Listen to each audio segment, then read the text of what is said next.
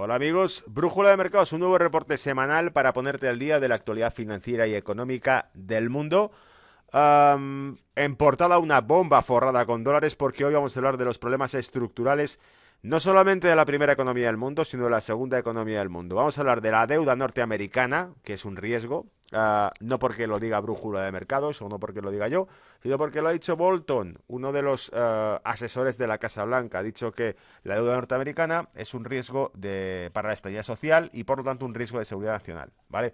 Pero no solo eso, hablaremos también de la segunda mayor economía del mundo, del crédito de China y de cómo China lo tiene complicado durante los próximos meses, durante los próximos 1 o 2 años, ¿vale? Muy complicado.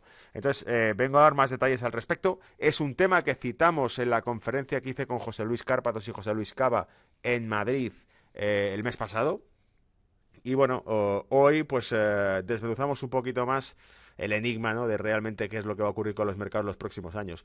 No solo eso, esta semana también voy a comentar los eventos importantes para esta semana y cuál podría ser su interpretación según vayan ocurriendo, ¿vale?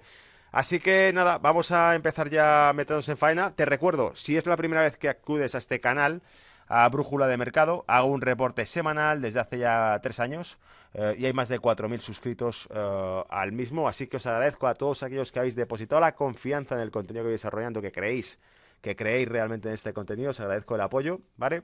Para que esto siga creciendo porque es el mejor hobby que trabajo con toda ilusión desde los últimos años.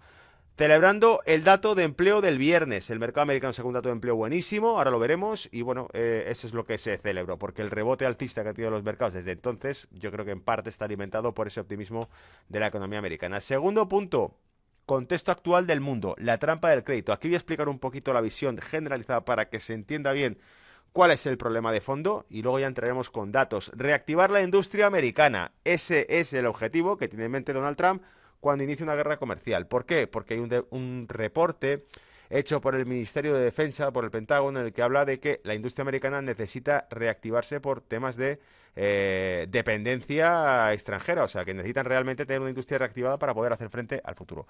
Elección de Estados Unidos, middle term, términos medios, donde veremos, bueno, qué está en juego y cómo puede influir estas elecciones que se celebran, por cierto, mañana, ya, el 6 de noviembre, perdón, sí, mañana, y que puede influir en la agenda política de Estados Unidos, la mayor economía del mundo. Jim Richards, bomba de deuda lista para explotar, un artículo demoledor de Jim Richards donde habla del problema de fondo realmente a qué se enfrenta el mundo en los próximos años.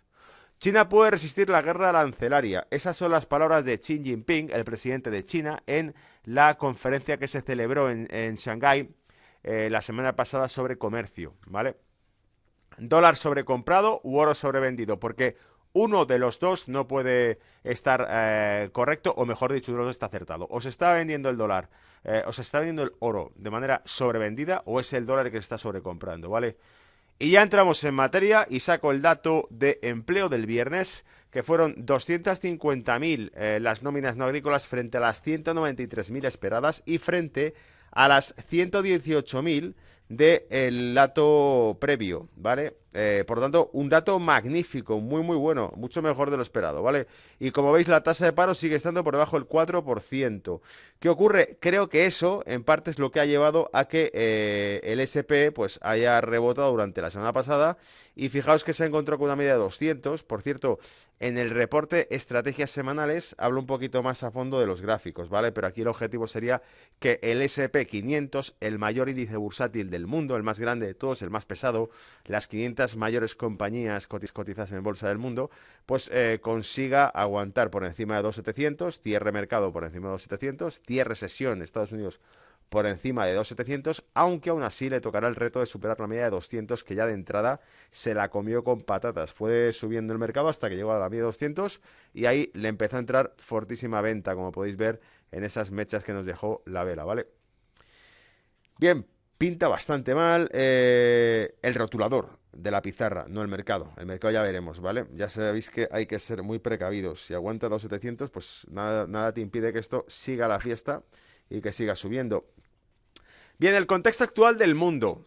10 años de tasas de interés cero. 10 años, una década entera con tasa de interés cero. De que la mayor reserva del mundo, la Reserva Federal, la mayor fábrica de billetes del mundo, la que fabrica la madre de todas las monedas, se ha tirado 10 años imprimiéndolos, ¿vale? Y poniéndolos a tasa de interés regalada. Así, claro, ¿qué ocurría? Que los bancos acudían y el crédito al sector financiero pues ha entrado como droga pura, ¿vale?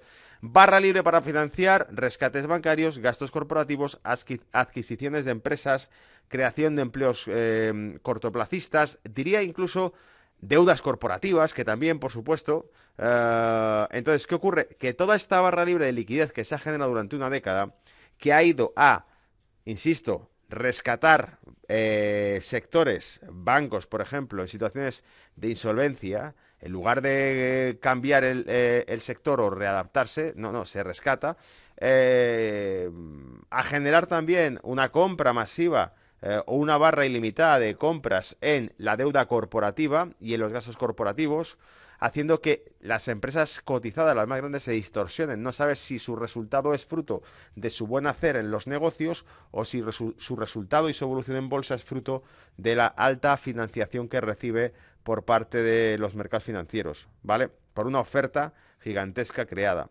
Bien, y por supuesto los empleos cortoplacistas, porque si todo esto se debe, toda esta supuesta recuperación desde el 2008 hasta ahora, si es que la hay, se debe, y digo si es que la hay porque realmente la actividad económica cotidiana, sobre todo aquellos que me escuchan desde Europa, podrán ver que realmente el mundo no es igual que en el año 2007, 2006 o 2005, ¿verdad? Hay un efecto pobreza mucho más agudizado entonces que, o sea, ahora que entonces. Entonces, ¿qué es lo que ocurre? Bueno, pues si realmente eso está ahí latente o se ha solucionado y que los empleos que se han generado hasta ahora, la recuperación de empleo que ha habido, es una recuperación de empleo sólida o es una recuperación de empleo que se basa realmente en microempleo, o sea, un empleo mucho más vulnerable que en cuanto esto se le drene de nuevo, porque llegará el momento en el que se le drene liquidez, así funciona el mercado, con flujo y reflujo, ¿vale? En el momento en que se drene liquidez de nuevo del mercado o que haya una corrección dura en los mercados mundiales en cuanto a liquidez, que ya se está produciendo, por cierto, pues obviamente se repunte el paro, pero de manera agresiva. ¿Por qué? Porque no es sólida. No es sólida el desarrollo económico que ha habido, el desarrollo de infraestructuras no es un desarrollo sólido.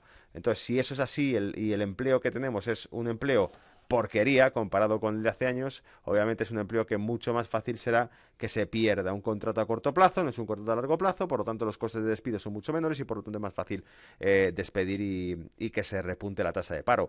Las deudas públicas y privadas, ambas se han visto fuertemente incrementadas. ¿Vale? Os traigo luego un gráfico de How to Math de la página web que hace estadísticas e infografías donde podemos ver qué países son los que realmente han tocado techo con las deudas. Los tipos de interés están subiendo, incrementando los gastos financieros. Está ocurriendo ya. La mayor reserva del mundo, la Reserva Federal, ahora está subiendo tipos de interés, ahora está drenando dólares del mercado, así que prepárate porque esto, claro, obviamente va a tener sus consecuencias, igual que las tuvo que bajasen los tipos y que no fuésemos a un colapso financiero global. O una guerra sistémica, ¿no? Igualmente ahora el recorte de liquidez de la Reserva Federal va a afectar a los mercados y se va a ver reflejado antes o después. Lo que pasa es que tarda, ¿no? Tarda en llegar a la realidad cotidiana, pero acabará ocurriendo. Los bonos de Estado o de compañías multinacionales serán un tsunami contra el sistema financiero. Es un punto que ya he marcado durante meses, quizá desde el año anterior, cuando hablaba del bono italiano, que no se correspondía con la realidad, ni tampoco el español, cuidado. Lo que pasa es que España se está portando bien. España, si se saliese del redil, como ha hecho Italia, pues obviamente también la castigarían y la irían con un palo. Y Grecia trató de hacerlo y también se le puso, en el caso de Grecia, se estranguló financieramente a Grecia, se cortó la liquidez bancaria de Grecia, ¿vale? Digo, obedeces al plan económico y al ajuste económico o de presentar una agenda económica distinta, la financiación se verá estrangulada. Y es como ha funcionado siempre todo en el mundo, ¿vale? No es una cuestión de que la Unión Europea sea así, sino que así ha funcionado siempre todo. El FMI concedía créditos a un gobierno o se los quitaba, o mejor dicho, se los cancelaba a otro nuevo gobierno, un país. Un país con ayudas financieras del FMI, por ejemplo, en América Latina, recibía crédito y cuando cambiaba de gobierno, pues automáticamente no se renovaban los créditos del FMI, etcétera, etcétera, ¿vale? Estados Unidos aumenta la presión comercial al resto del mundo intentando revertir su desindustrialización y resucitar su industria más estratégica.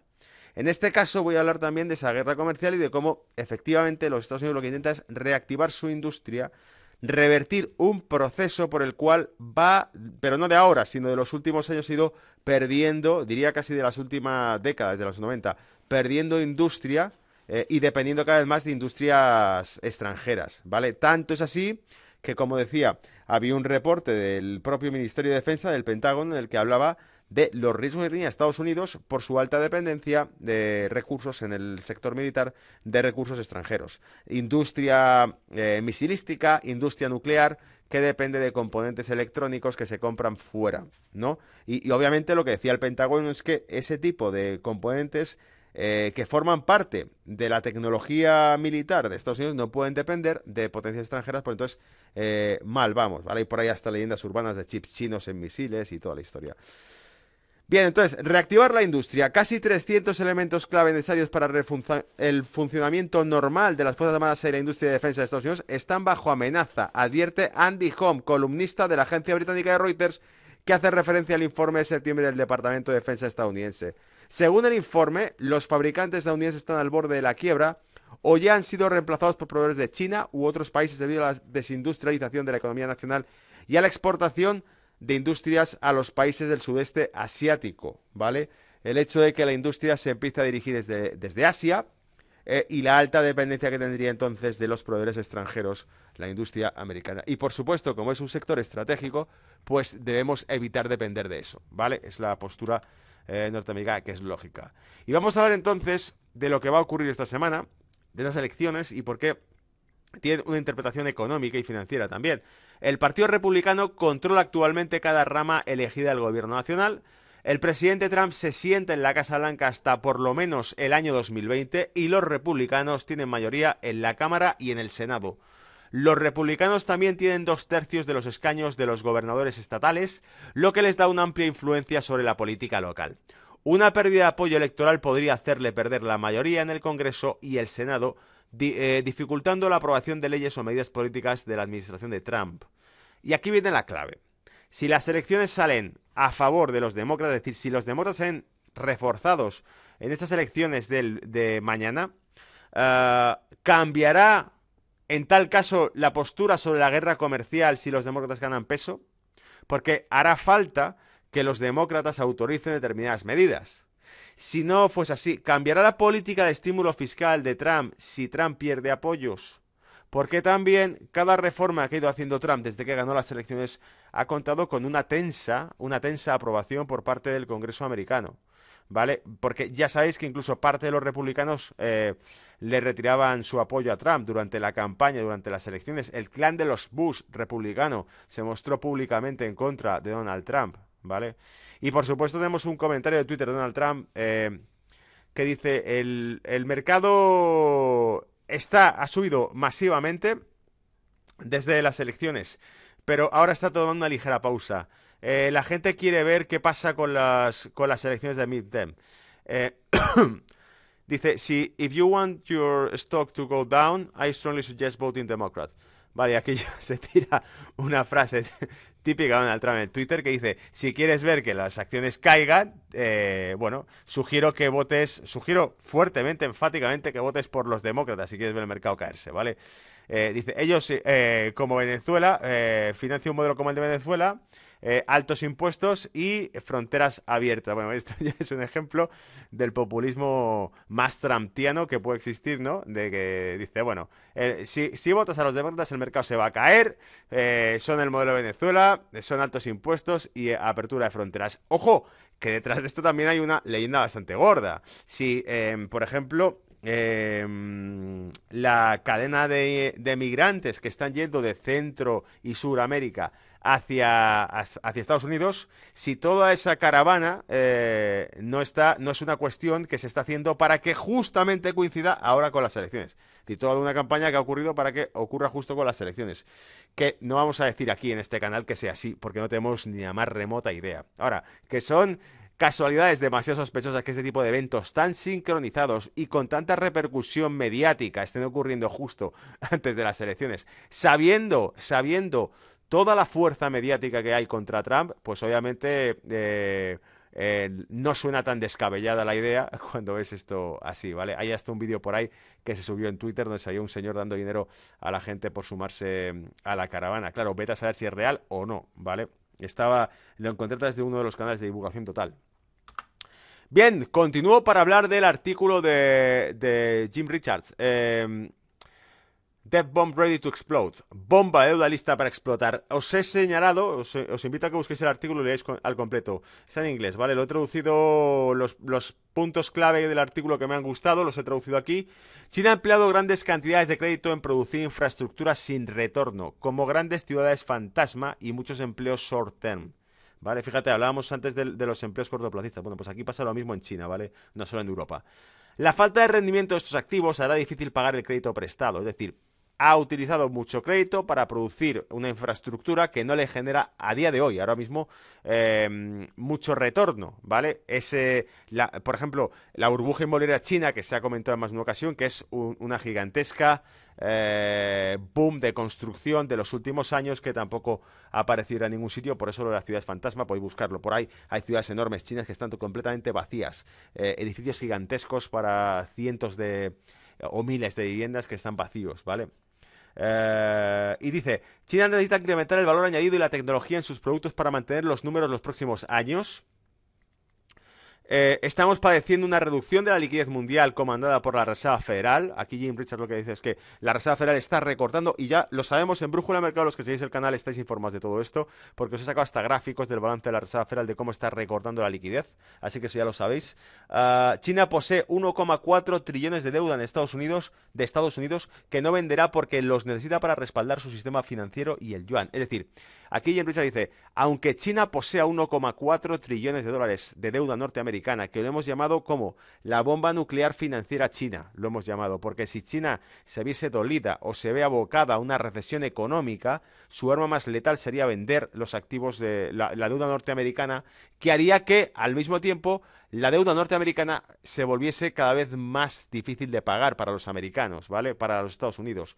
Y levantaría la liebre, dispararía, por decirlo así, una ola de incertidumbre sobre la deuda americana que sería catastrófico, ¿vale? Pero ¿qué dice Jim? Dice, no lo van a vender, no se van a deshacer de ello. ¿Por qué? Porque lo necesitan para reapuntalar su sistema financiero. Es decir, son quienes son, no van a caer, pase lo que pase con China, porque, oye, posee 1,4 trillones de dólares en bonos americanos. Esto vale, tiene que valer algo, ¿no? Si ahora me dices que estoy quebrado, significa que este papel no vale para nada. Entonces, ¿qué hacemos? Lo quemamos, ¿no? Y si lo quemamos, ¿qué pasa con tu deuda?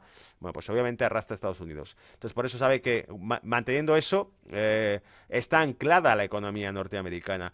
El crédito en dólares es inevitablemente estar bajista en dólar. Aquí lo que tira, fijaos que en realidad el comentario que hace está enlazado con cómo explicamos en este canal cómo o por qué ocurría la crisis de Argentina o la de Turquía o la de Brasil, ¿vale?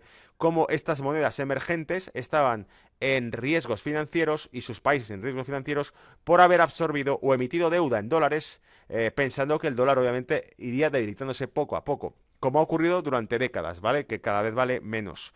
Pero no solo eso, en el escenario de una guerra comercial como la que hablaba Trump, habiendo hablado Trump desde el año 2016 en que el dólar estaba demasiado caro entonces, imagínate ahora, entonces estaba caro, nadie podía prever que el escenario fuese seguir subiendo el dólar, ¿vale? Se pensaba más bien que en una guerra comercial contra China y que con Donald Trump en los mandos el dólar seguiría abaratando para competir con el resto del mundo, pero no han ido por ahí los tiros, el dólar está hecho un cohete y claro, toda la deuda emitida en dólares se vuelve impagable. Entonces lo que dice aquí Jim es todo el que ha cogido crédito en dólares y ha sido una década entera de crédito masivo, todo el que ha cogido crédito en dólares está bajista en el dólar.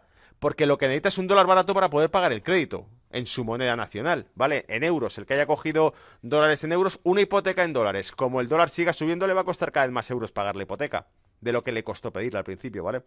Entonces, bueno, ahí sí que planteo un tema interesante, una reflexión interesante. La FED imprimió cerca de 4,4 trillones de dólares al resto del mundo, que tomó prestados sobre ese crédito por valor de 70 trillones de dólares. Es decir, el resto del mundo, sobre esa base de 4,4 trillones de dólares frescos recién impresos, a través de los bancos absorbiendo ese crédito, se prestó más. Es decir, los bancos, ¿cuál era su función? Coger el crédito o el billete fabricado por la Reserva Federal, utilizarlo como coeficiente de caja en reservas y prestar sobre esa base más crédito con eso como reserva. Por lo tanto, claro, lo que estima aquí Jim Richards es que el dato es 70 trillones de dólares al resto del mundo. El mundo está bajista en dólares. Las matemáticas son incuestionables. Lo que dice es, si el mundo entero se ha inflado a crédito en dólar, el mundo está bajista en dólares, porque el mundo entero va a sufrir duramente con un dólar cada vez más caro, ¿vale? Cuanto más suba el dólar, más va a sufrir financieramente el resto del mundo.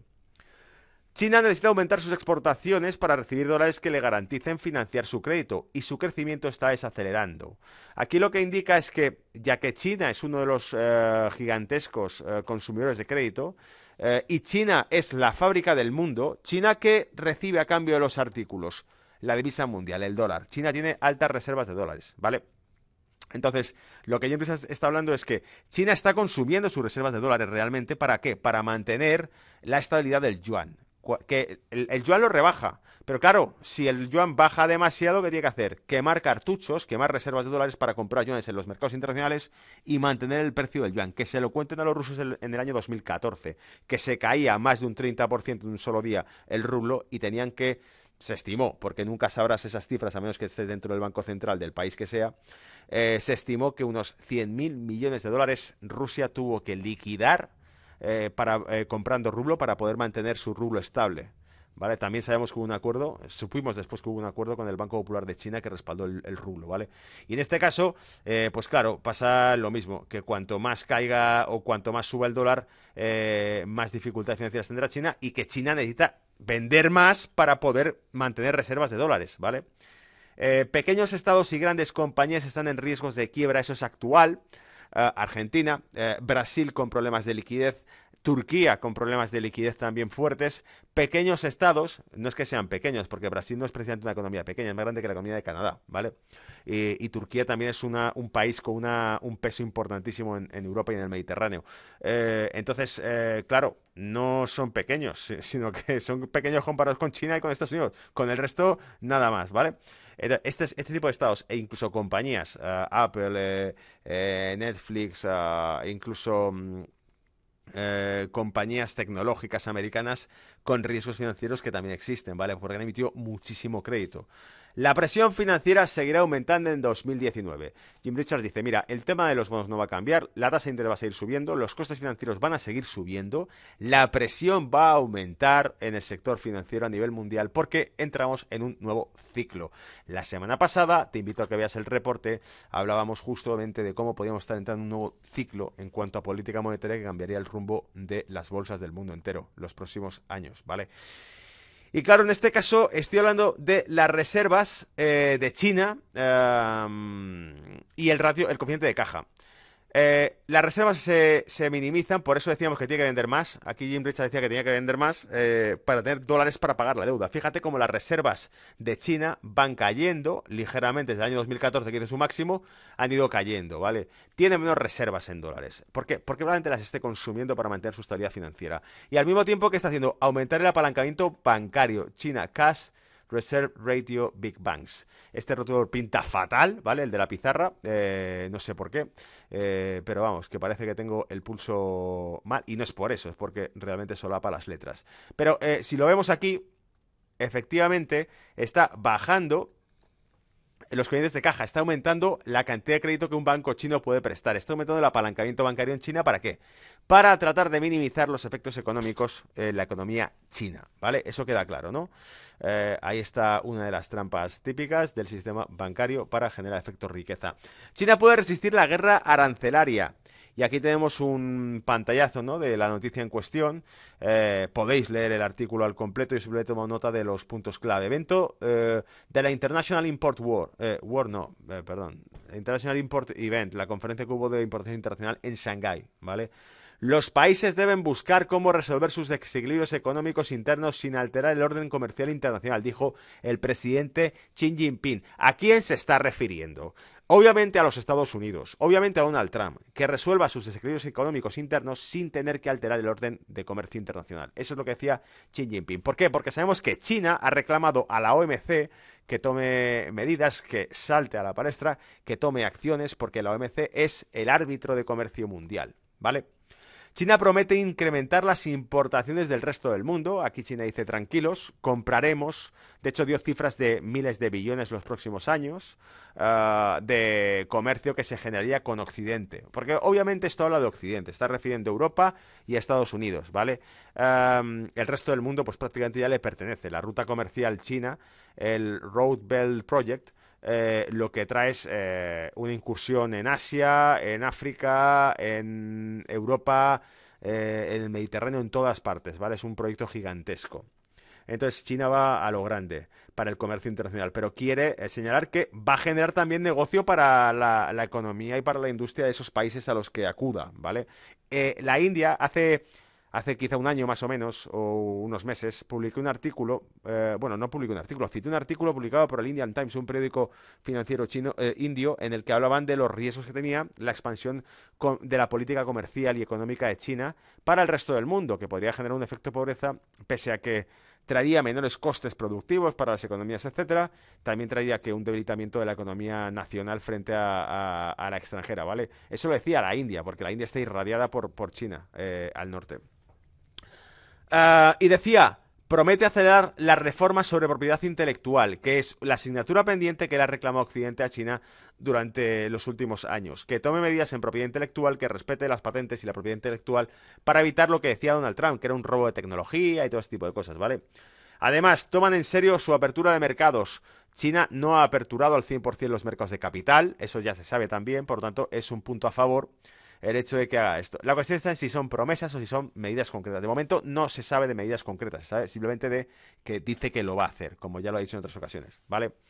Y la bola de nieve de la deuda. Esto era de How Much, de la página web de howmuch.net, donde nos saca simplemente pues una infografía poniendo qué países son los que mayor deuda poseen, que está bastante curiosa, simplemente para que veáis que realmente los que están en el ojo del huracán son Occidente, ¿vale? Irlanda, Japón, Italia, España está por aquí, ¿vale? Canadá, Estados Unidos, Singapur, Bélgica, Grecia, Alemania, por aquí. Vale, Qatar, Siria, bueno, pues veis como realmente el resto ya pues van españoles. Pero si os fijáis aquí, de los top, pues Japón, que es una economía que a pesar de que esté en Oriente, es una economía occidentalizada desde la Segunda Guerra Mundial por Estados Unidos. Y bueno, y el resto, y hay aquí 3 o 4 de Europa, 2 de América, que son Canadá y Estados Unidos, y para de contar, o sea que no va muy bien la cosa. Por cierto, otra infografía que os he sacado, también de howmuch.net. ¿Cuánto es realmente la deuda acumulada de cada presidente? Porque la semana pasada decíamos, según Bloomberg, Bolton fue citado diciendo: es un hecho que cuando su deuda nacional llega al nivel nuestro es una amenaza económica para la sociedad. Y ese tipo de amenaza tiene, en última instancia, una consecuencia para la seguridad nacional. John Bolton es asesor de seguridad nacional de Donald Trump y hablaba de que la deuda era un riesgo para la seguridad nacional, ojo. Y en este caso nos pone una infografía para que veamos que cuando hablan de la inmensa deuda que tiene Estados Unidos y que Trump prometió que se va a ocupar de ella como una prioridad de reducir la deuda americana, pues cuando hablan de esto nos muestran que realmente el que tiene el top récord, por ejemplo, es Obama, no Donald Trump, ¿vale? Entonces, bueno, era un punto a favor porque decían, se estaba criticando todo el rato la deuda americana, que si el recorte fiscal que había prometido Donald Trump generaría mucho más déficit. Bueno, pues el problema de deuda americana no es porque Donald Trump quiera rebajar los impuestos, ¿vale? Porque ese problema viene de largo.